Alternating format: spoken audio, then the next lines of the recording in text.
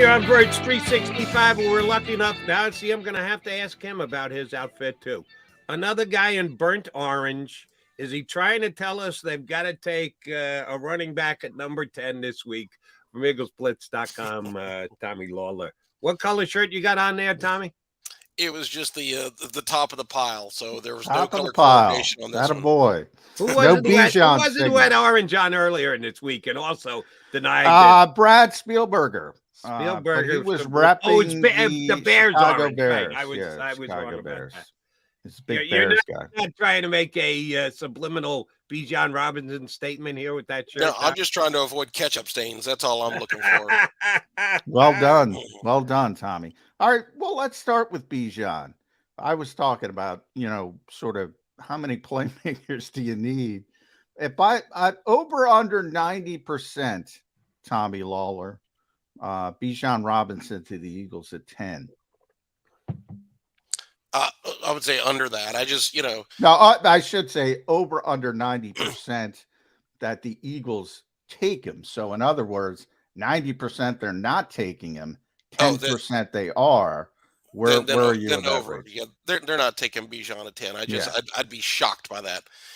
You can make an argument for it, but I would be shocked by it. It doesn't mesh with their history, and it doesn't mesh with the way the NFL is going these days.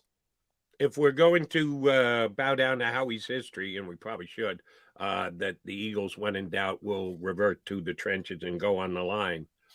More so offensive line or defensive line? Is it decided by recent history, need, the fact that the value will be there, their draft board says this side or the other side?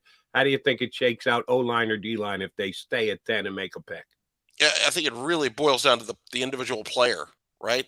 And you never want to draft based on need and pass on a more talented player for a less talented player to fit a hole that's there right now. It happens all the time. We know that the teams will say they don't do it, but we know they do. And we know the Eagles have done it. But ideally, you want to focus on talent.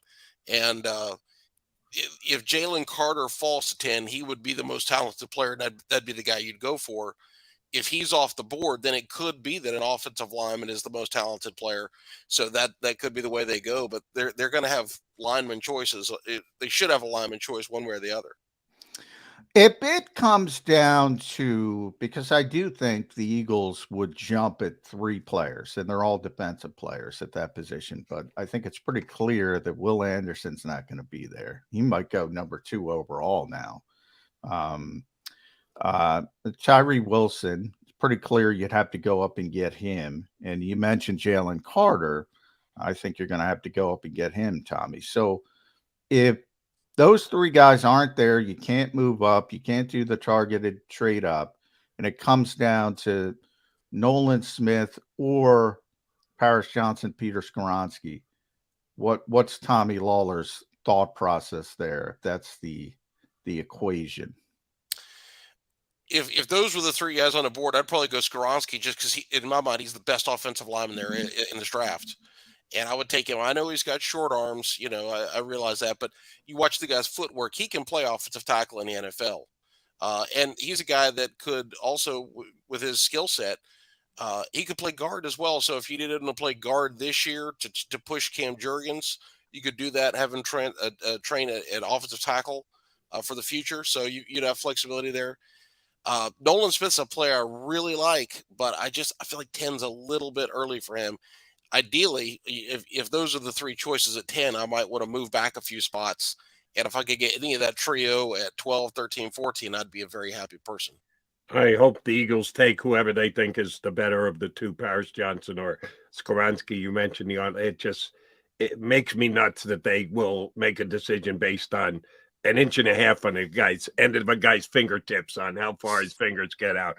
If they had done that years ago, they never would have taken Jason Kelce, an undersized. Oh, he's not big enough to play in the NFL. Why the hell would you even take Jason Kelce in the 6th round? Oh, because he's a Hall of Fame player, and they got that one right. All right, so if they don't go offensive line, if they go edge instead, taking out the 2 guys who John, I think, correctly states will be gone by the time the Eagles get to 10, who are the edge guys that you do like at 10 that you think the Eagles will be looking at? Well, Smith is obviously one, and Smith is an interesting player. You know, he didn't post huge numbers at Georgia, which that discussion we know that goes back a year. Nobody does. Yeah, that. You've got so many players, and they're schemed to some odd things. So these guys aren't just lining up in a 4-3 flying off the edge the way that we're used to. When if you go back 25 years ago, we watched Florida State. They line up in a 4-man line, and they always had 2 defensive ends that had 8 to 10, 8 to 12 sacks a year. And you just knew what they could do because they were doing the same thing over and over. Well, you put on the Georgia tape and you see Nolan Smith doing a variety of things, playing in the 3-man line, playing kind of a linebacker and some looks, and just doing a variety of things. And they don't just let him fly off the edge unencumbered. And so it's a little different, but in some ways it's similar to Michael Parsons. You know, Parsons coming out was 6'2", 245, you know, ran a 4.38, 4.39. And here you've got Smith at 6'2", 238, running a 4.38, 4.39. They're interesting comparisons there to be made. And so the thought of if we could get somebody that had that kind of speed, the kind of ability that he does, that has to intrigue you just a little bit, right? Because we saw what Parsons did last year, and he was the absolute freak. So he's interesting. The guy that I'm back and forth with is Lucas Van Ness from Iowa, who 6'5", 272 pounds. So you say, okay, that's great size. He could play the 3-tech role as an inside pass rusher. He can line up as an edge rusher. He could play a 4-eye defensive end. He had the same almost identical 3-cone and short shuttle times as Hassan Reddick when he came out, but Hassan Reddick was 35 pounds lighter. So you sit there and you go, wow, that's pretty freaky. The flip side is he's never started a game. He was a backup at Iowa. That said, he still played. I think he led the defensive lineman in snaps played. Yeah, he played more. I was one of those places, Tommy. They don't start younger players. They pay deference to older players. So that's exactly right. Exactly right. So yeah. It's worth noting, but it does need context. Yeah. And but he also only played 2 years there, right? So he's a fascinating player with tremendous upside, but he is a little bit raw. And you just sit there and when you watch him, you say, is he the 10th best player in this draft? And that's where I struggle a little bit. Again, if you could trade back 3, 4, 5 spots, I'd feel a lot more comfortable with it. Yeah, everybody wants to do that. And I hope Howie does it. And he's been very good at being able to pull it off. But you have to find a dance partner. You can't just wave your magic wand and say, oh, okay, he's good enough value at 15. Might not be at 10, so let me get the 15. Well, you got to get the 15. You got to find a team that's willing to trade with you. One of the things that's bumming me out heading up to the draft is, of those guys, Smith, Van Ness, I actually like Myles Murphy of Clemson better than the 2 aforementioned. And I don't think the Eagles are going to take him at 10. Know that you've been on top of it on your website with the Eagles pre-draft visits. As far as I know, and they keep them under wraps as best they can, and mostly the information leaks out, I don't think they brought him in for a visit. They did Smith. They did Van Ness. They surely did Carter, who you have to hope falls down to you. But can Myles Murphy fall all the way to 30? My buddy Rick Saratella from NFL Draft Bible has him going to the Eagles at number 30. Man, how great a pick would that be? Because I think I'd take this kid at 10. What do you think of Myles Murphy from Clemson? Very talented player, no question about it. I don't like him at 10. He's a guy who's a very experienced player, and yet there's times he still looks a little bit raw with his pass rush. He does have good size, 6'5", 268. He's athletic, and you watch some of the things he did. And at Clemson, they let their guys fly off the edge a little bit more. They're a little bit more of a traditional defense where those guys can really get after it. He's good. I don't know that he's going to last to 30, but I think it's possible.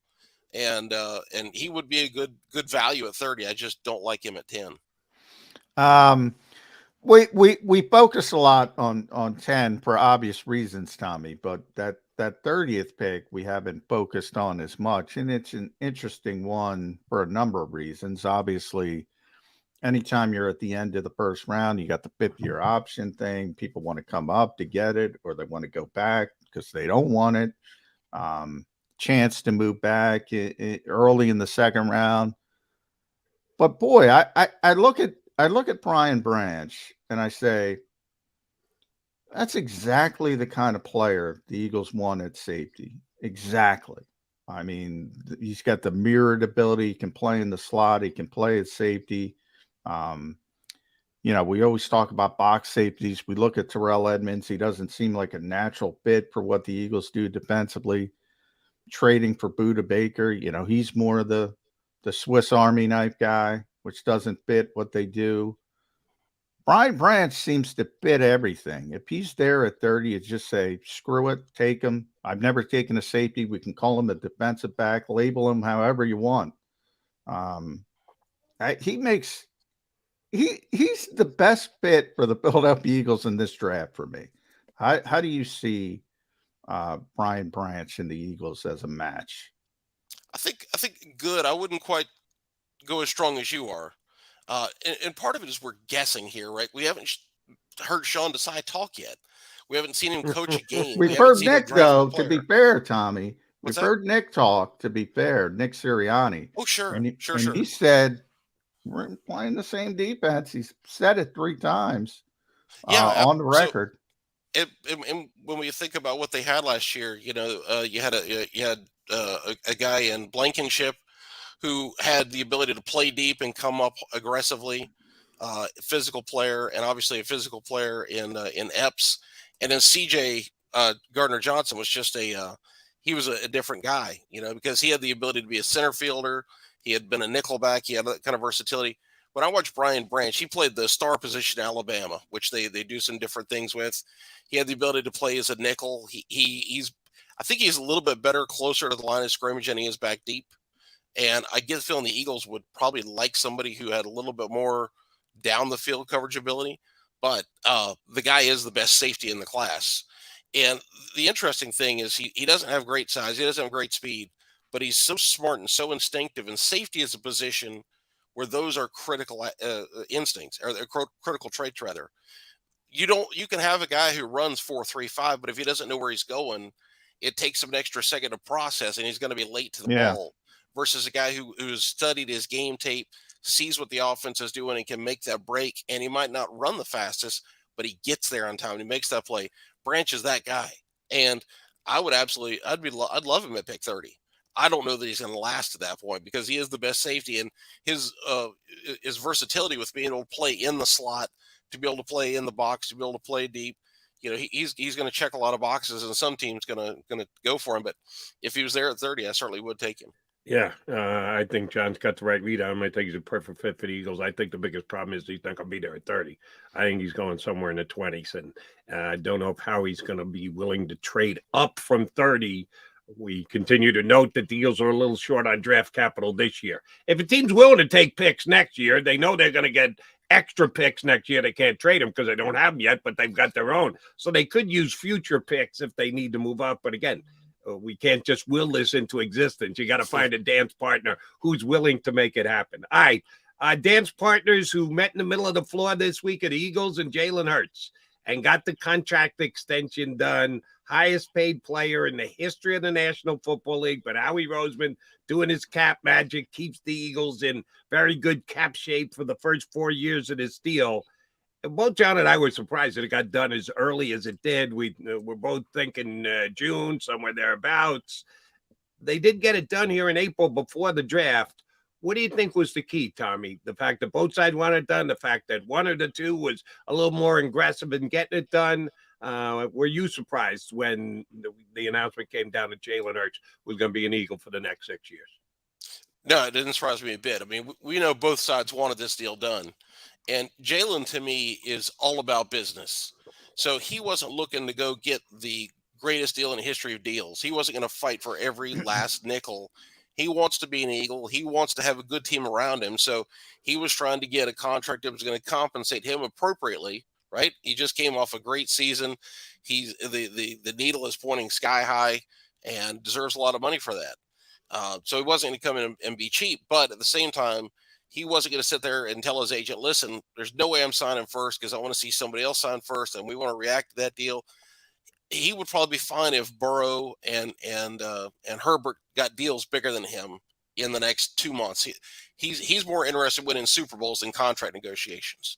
And the Eagles, obviously, We know Jeffrey Lurie is willing to pay big money. I mean, there was a time when Donovan McNabb was the highest paid player in NFL history. We know he's given out big contracts to, John Runyon got the first huge deal by an offensive lineman, or one of the first huge deals by an offensive lineman. We know they've spent money all over the place with corners, defensive ends, and that's just been their MO. They're willing to pay star players. And so the fact both sides were on the same page and work to get this done, it's a good thing, because you just look at what's going on in Baltimore, where the team and the player, there's an adversarial relationship, and that's just it's crazy. I don't know how you let it get to that when that guy's the face of your franchise. Yeah, and Baltimore, by the way, had a reputation as a great organization as well. So you never know when things can go up the rails, but it wasn't going to happen with Jalen Hurts. I agree with you 100% on that, Tommy. And when we look down the road in 2-3 years, this is going to be framed as a very team-friendly deal. The cap numbers, I think, surprised us all, just how light they were in those first 4 years. Typically, and the Eagles have already started, they've understood the structure of the deal for a while. We talk about all the lottery tickets, as Howie Roseman talks about. They've shifted their roster philosophy. Does it have to be as drastic as we all thought after you've seen this deal? In other words, Buda Baker, we talked about safety. Why not? I don't know if he's a fit, but they can bring him in if they want. Are they being too cautious because of the deal they were able to get when it comes to the building this team's roster? No, I don't think so. I mean, you look, and Devontae Smith's going to need a big contract in a couple of years. Landon Dickerson's going to need a big contract. Potentially Milton Williams. At some point, do you sit there and say Hassan Reddick's underpaid? We got to give him a raise. There's all kinds of players that are going to need more money in the future. It's the ultimate curse, right? You want to go find talented players. Yeah. And then you got to pay them. and like you guys were talking about earlier, you don't have unlimited resources where you can just pay everybody as much as they want and bring everybody in. You've got some constraints there with the size of the roster, with the salary cap. So you have to be able to pick and choose your spots and how you spend money. And so I think they've done a smart job realizing that they want to keep a lot of their own guys rather than having to bring in people from the outside. And it's because they know they've got some good players to pay. And listen, who knows? Maybe Jordan Davis and Nakobe Dean will take off. We don't know how this current draft class will do. So they could have some big guys to have to pay in coming years. So I think cap flexibility is going to be important for them. And linebacker seems to be a questionable position. I hope Nick Morrow's a player. I don't know that he's a player. I like the fact that he played every down for the Bears last year, but he wasn't really a playmaker. Is that something they'll address in the draft? I don't think they'll do it with a first or a second round pick. They've got the third and then the drop off. Nothing till the seventh if Howie doesn't maneuver around and add draft capital. Do you think a linebacker could be one of their first 4 picks? I don't. Really, the key here is it's not a good class of linebackers. So this is kind of like when you go to the grocery store, in the South, when they announce a snowstorm, everybody goes to the grocery store and buys the thing. They go here. They go here, Tommy. Okay. I wasn't sure. Oh, yeah. And so you walk in there, there's not a loaf of bread. There's not a jug of milk. There might be a couple of weird beers there, no donuts. So you got no choices. And this is just not a good group of linebackers. There's some real athletic, interesting guys for the weak side. I think they need more of a middle linebacker so they could play Nakobe on the weak side, because that's the vibe I've gotten, is they would prefer him on the weak side. If they prefer him in the middle, then there are some intriguing weak side linebackers. And Nicholas Morrow, actually, if you go back and look last year, he played middle linebacker for the Bears for the first part of the season. And when they traded Roquan Smith, they moved Morrow to the weak side. And his play picked up when he went to the weak side. And in fact, when they played the Eagles late in the year, he was the weak side linebacker. They had a fantastic game then. If you put him in space and let him move around and fly to the football, he's fine. He's maybe a slightly lesser version of Kaiser White, and Kaiser did a fantastic job for the Eagles last year. So you don't necessarily need a great player there. listen, I go back to the old days. I'd love to see Byron Evans and Seth Joyner lining up for the Eagles, right? Unfortunately, in football these days, linebackers are hard to find. The game has just changed, and that's a position that's really suffered. And it's tough to find those guys. But the draft class, not a lot of compelling guys in the draft class. So let me just throw you one stay. guy, and I know he's not a perfect fit. And if we're trying to do the square peg in a square hole, and never shall we try and adjust, this guy's not going to work. If the Eagle defense is very, very, very similar to the one they had last year, he doesn't go in unless you change his position. Nate Herbig's brother, Nick Herbig from Wisconsin, is kind of a tweener. He's undersized for defensive line. He's a little too big to play in a 2 linebacker set. He's an edge guy is basically what he is. So we can call him a linebacker again. And it annoys the snot out of John when they call edge guys linebackers, because we know they're really not. But Nick Herbig, Nate's younger brother from Wisconsin, probably a 3rd or 4th round draft pick.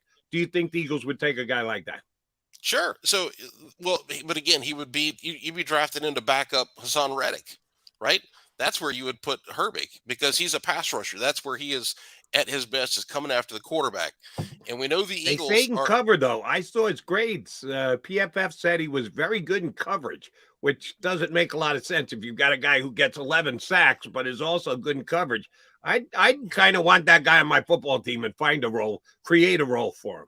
So if the Eagles don't draft, somebody like Nolan Smith or Will McDonald in the 1st round, and they get to the 3rd or 4th round, you're going to have guys like Nick Herbig, who would be of interest, because they've been looking for somebody to be that, either the starter or the backup with Reddick. Before Reddick came, they tried some guys. Patrick Johnson, they drafted to see what he could do. A real effort guy. You love to watch him play. He's good on special teams, but he just doesn't have that burst to beat tackles. They drafted Kyron Johnson last year, thinking he could possibly help in that area. Real good on special teams, didn't show much as a pass rusher. So they could go for a guy like Herbig. There's Nick Hampton from Appalachian State is another guy, 6'2", 235, 238, flies off the edge. Jose Ramirez from Eastern Michigan, more of a late round guy that somebody the Eagles have shown interest in. 6'2", 242, and could come fly off the edge. So there's going to be some guys in the middle and late rounds they could take another chance on. They've been looking. They haven't found that guy to back up Hassan Reddick, but they keep looking this year for sure. At Lawlor NFL, make sure you follow Tommy on Twitter. You can read him at eaglesblitz.com. That's IGGLES blitz.com. Does a tremendous job. So Jody and I were going back and forth. The latest draft proof signing for the Eagles, local kid. What do you think of Olamide Made? I screwed up the name, Jody. Help me out. You got Olamide Zacchaeus. Excited? Nothing? What do we think of this signing? He's so much better than Jarvis Landry. It's crazy. That's all I'm saying. No, he's listen, he's what you want. And I heard the discussion you guys had, and you would love to talk to Jarvis Landry, but Jarvis at his best is a 100 catch guy that you feed the ball to in a slot. He makes plays for you. The Eagles don't need that. They have 2 100 catch guys already. They need guys who can come in and be happy with 20, 30, 40 catches. And you're just not going to get a volume receiver. That's why when some people have projected the Eagles spending a 1st round pick on a wide receiver, I'm like, it'd be nice, but the guy's just not going to get touches. Are you going to take him away from Goddard, from AJ, from Devontae? I just don't see it. So Olamide comes in, and he's a guy that can play the slot. He's got good run after the catch ability. He'll make some tough catches. He's got a little bit of downfield ability. So he fits what they need. Now, is he a super talented player? No, but that's part of why he's available and why he's willing to come in and be happy with 30 or 40 catches. The Eagles could still look to the draft to bolster things. And I bet Nick Sirianni would tell you that he's curious to see how Quez Watkins bounces back from a disappointing season. Quez showed some real promise in 2021. And then last year, Quez was disappointing. There's no 2 ways about it. So, is Quez going to probably be that number 3 guy? And Olamide is going to be your number 4 guy and kind of fill that role that Zach Pascal had last year. He's not going to necessarily be as good a special teamer or blocker, but he's going to come in and fill that role in terms of catching passes here and there and helping you run plays. All right, another quote unquote offensive position that the Eagles may or may not address in the draft. If they do, it'll probably not be too late. Do you think they need another young tight end? Someone hit me up with a call on WIP this week. They need to draft a tight end. Can take another tight end. You never know when Goddard's going to get hurt. I kind of liked what I saw out of Calcaterra last year. Now, he's a specific type of tight end. He's not exactly like Dallas Goedert, but he started the year injured and the like. I think they're good there. Do you think the Eagles think they're good at the backup tight end position? So that's a position where you're looking and you're trying to see, is there a good player available? So I think they'd be fine if they went into the year with Jack Stoll as their primary backup and Calcaterra is their number 3, or those two guys battling it out for the backup spot. I think they'd be okay with that. But this is a great tight end class where there's no linebackers. There are tight ends all over the place. And so if the Eagles are sitting there in the 3rd or 4th or 5th round and there's a really good player who's on the board, they may take him, not so much as an insult to Stoll or Calcaterra, but it's like, that's a really good player. We're just surprised he's available. And so they could easily go for a tight end. They haven't done a lot of looking at those guys. They've not brought them in for visits and things like that. They're kind of looking passively, but their scouts will have checked these guys out thoroughly. They saw them at the Senior Bowl, the Shrine Game. They saw them at the Combine. So they'll have their profiles done and they'll have their grades on them. And if the right player falls, I could see the Eagles pulling a trigger, because you're always looking to upgrade, right?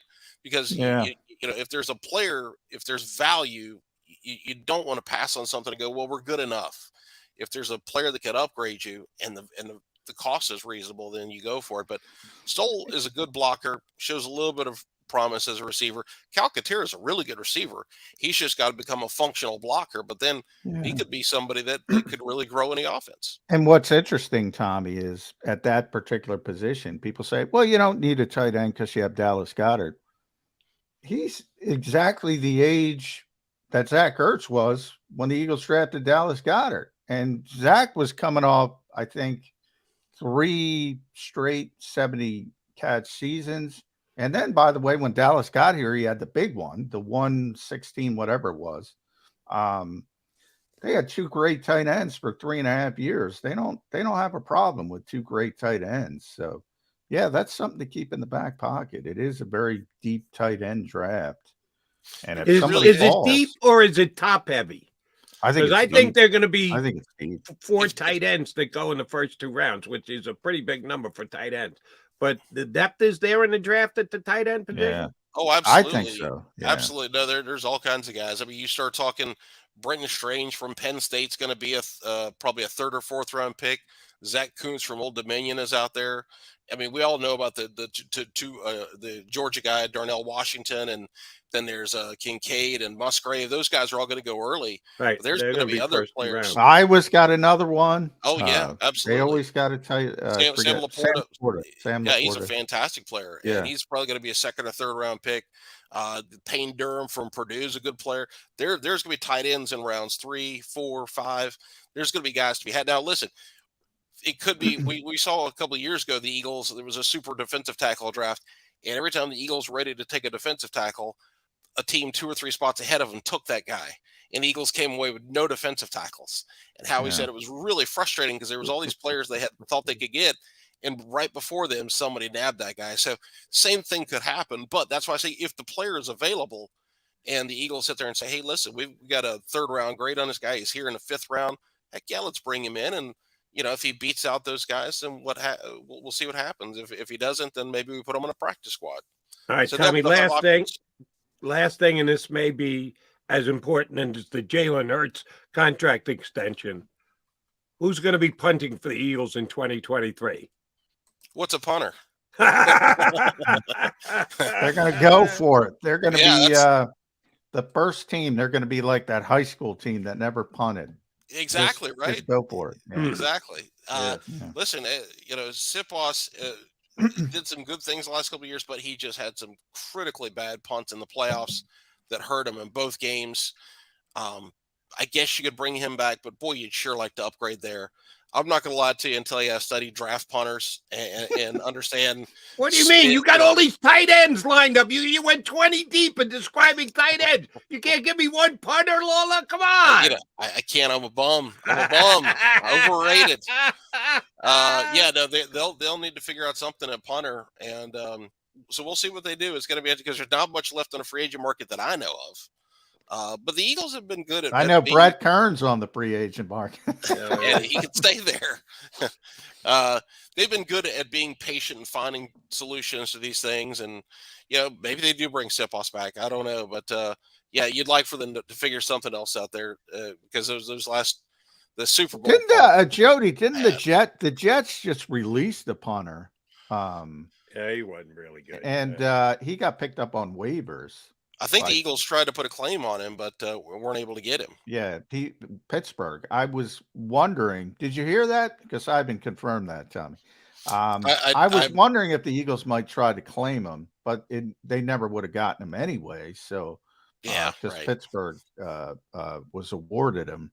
But I was interested in that, and I forgot to double back because nobody cares about punters. But Jimmy Kempski does, but that's it. Nobody cared about punters until Aaron Sipos punted the ball in the Super Bowl in the fourth quarter. Yeah, and then everybody cared about punters. Oh yeah. That's right. Spend the first round, spend 10 on a punter. TL, great stuff. Please check out his website, Eagles. That's IGGLES Splits.com. He's posting about the Birds all the time. He's been covering the Eagles forever, and he's always great when he joins us. Tommy, thanks much. Fun talking to you guys. Thanks, Tommy. EaglesBlitz.com here with us on Birds 365. All right, Johnny Mac, Jody Mac coming back. You know what Tommy did? He stoked a reminder to me for a question I've been meaning to ask you for. I have my show sheet. I write my show sheet every single day, stuff I want to talk about with my partner, John McMullen. And I've been writing this down like every day for 2 weeks. And I just never get around to it because it's not a pressing question. It's kind of a long arcing over period of time question. The Johnson brothers on the Eagles, Kyron and Patrick. They're here. They don't play. They're still on the roster. Every once in a while, Nick Sirianni would throw a plaudit their way. Jonathan Gannon, before he became the coach of Arizona, would throw a plaudit. Yeah, but they never get on the field. So I want to ask John about that, what he thinks, the Eagles think. I know it's a tough question because, as Tommy also pointed out, we still haven't heard from Sean Desai. At some point, the Eagles defensive coordinator's got to at least give us some insight as to what he's going to do and what he thinks of the roster that he's got. But we'll talk about some guys that are on the roster rather than maybe on the roster in the draft when we come back here on Birds 365.